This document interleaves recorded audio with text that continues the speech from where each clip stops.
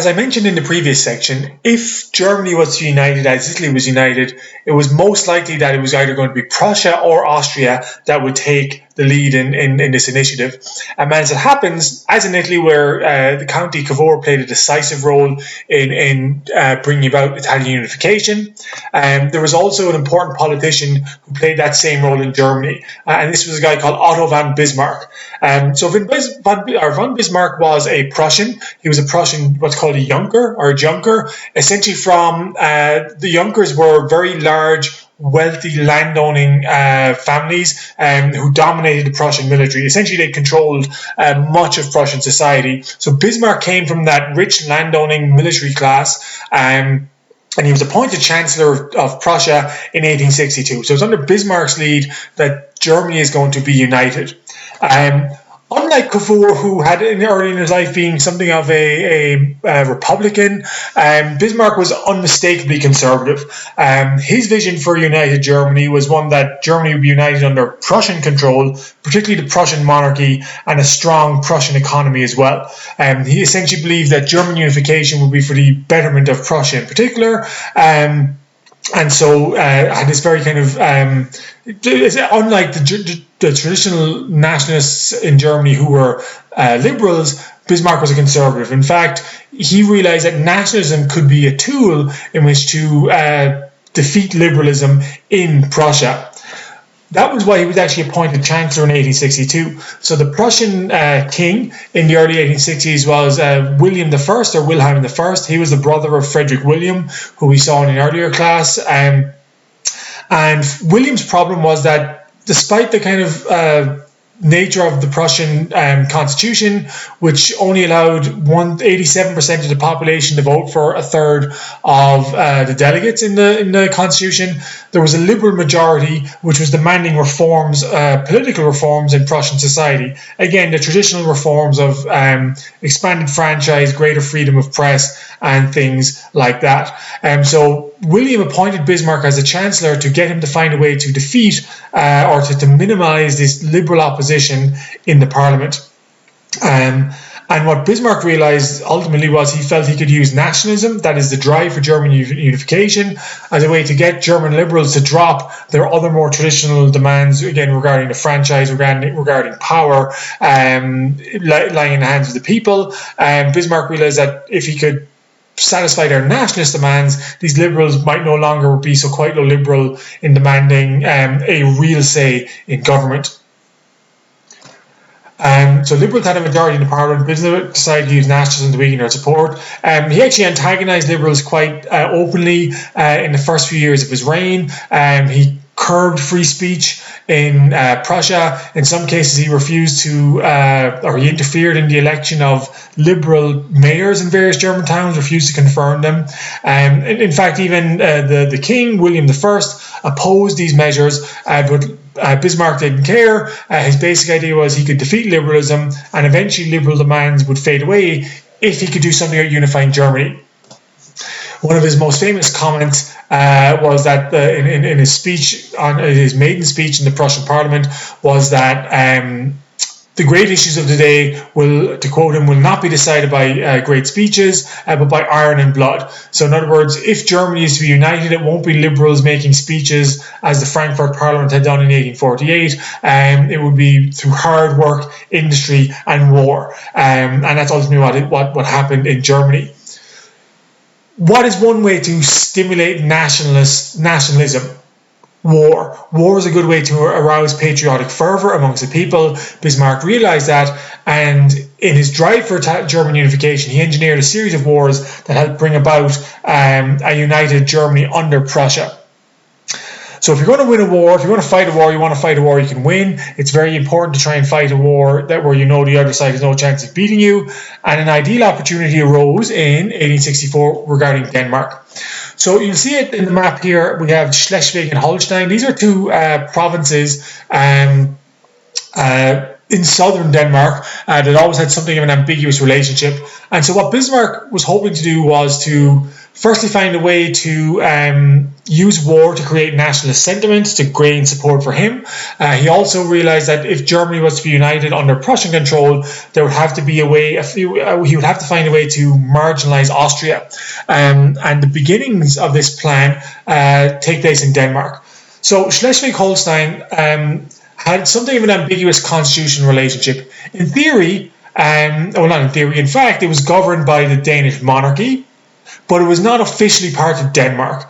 And Prussia and Denmark had kind of fought a pretty minor war over Schleswig and Holstein in 1849. The Danes had largely held on to these territories. But in 1863, Denmark introduced a new constitution, which implied that Schleswig in the north was now officially part of Denmark. So Holstein was almost entirely German-speaking. Schleswig was a mixed community of Danish and German speakers. So the Danes essentially laid claim to Schleswig officially in 1863. This provoked anger amongst the part of Germans. There was a large number of German speakers in Schleswig and certainly in Holstein as well. And there was a great demand that Austria and Prussia do something to kind of put the Danes back in their place and to free these German speakers from the tyranny of Danish control.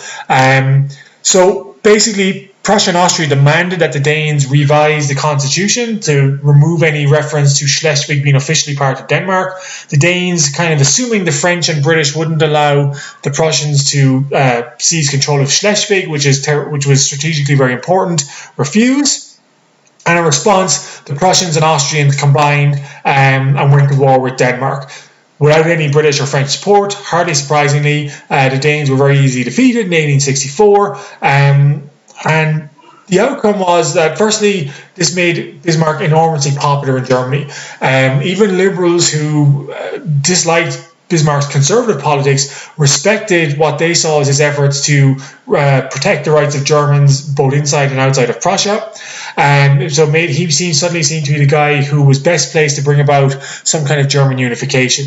Schleswig and Holstein, the way they were administered was the province of Schleswig was going to be administered by Prussia, and the province of Holstein was going to be administered by Austria. And this quite quickly created tensions between the two sides. Some people would argue that was kind of Bismarck's plan all along, to deliberately use the kind of awkward political arrangement between Austria and Prussia regarding Schleswig-Holstein as a way of kickstarting war.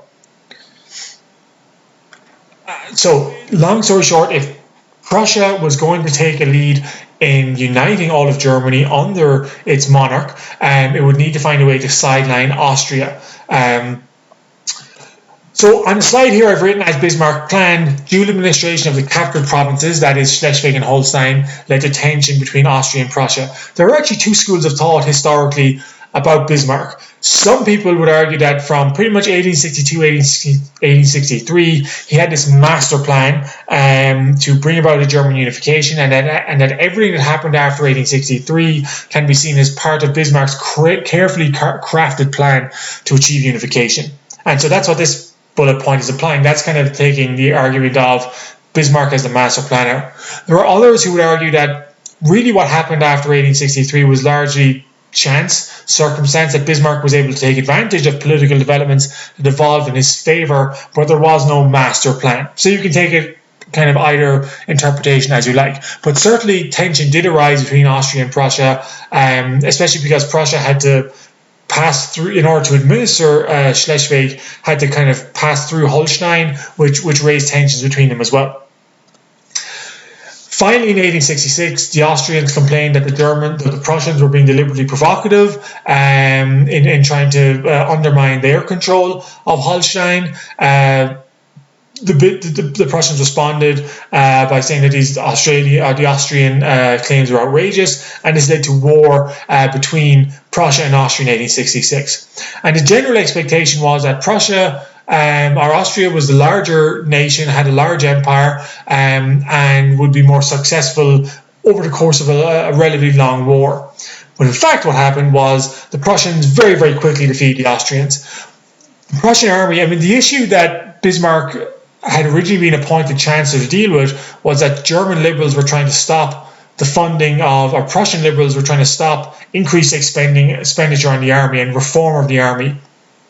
But Bismarck had managed to secure increased funding for the army, which bore fruit in 1866. The Prussian army was very, very effective, very well organized, had access to modern technology, so modern breech-loading rifles. So they were better armed, better equipped. They also made good use of trains to transport their troops rapidly into Bohemia, where most of the war between Austria and Prussia was fought. And essentially, after 3 weeks, after the Battle of Sadowa in 1866, the Austrians, or the Prussians, had very decisively defeated the Austrians. And in the aftermath of the defeat of Austria, Bismarck had created a new political entity called the North German Confederation. Essentially, the 22 states of northern Germany were united under the rule of Prussia. So King William I of Prussia actually became president of the North German Confederation. It officially wasn't a monarchy. Bismarck became Chancellor of the North German Confederation. But essentially what happened was most of northern Germany had been united under Prussian control. Austria was excluded from German affairs, so Bismarck had now kind of laid the road open for not just German unification, but German unification under Prussian control without any Austrian interference. So the North German Confederation, I mentioned, had a president, which was King William. It had a chancellor, which is Bismarck. It had a parliament that was elected by universal male suffrage. But the way the constitution was created, as in Prussia, that most of the real power lay with the monarchy, and with the chancellor, not really with the voters. So universal male suffrage in this North German Confederation, but it didn't mean an awful lot. It didn't really mean much in the It really didn't mean much in the wider scheme of things. But Bismarck's plan for united Germany had shown some success, and most importantly, as he predicted, based on the success of Prussian foreign policy, the creation of not a fully united Germany, but a largely united Germany, most of the liberals became supporters of Bismarck and no longer believed that free speech, meaningful representation of the people in a parliament that had an equal share of power with the monarchy, those things were no longer seen as quite important, i.e. the liberals were willing to abandon their liberal principles to embrace German nationalism and the drive towards German unification.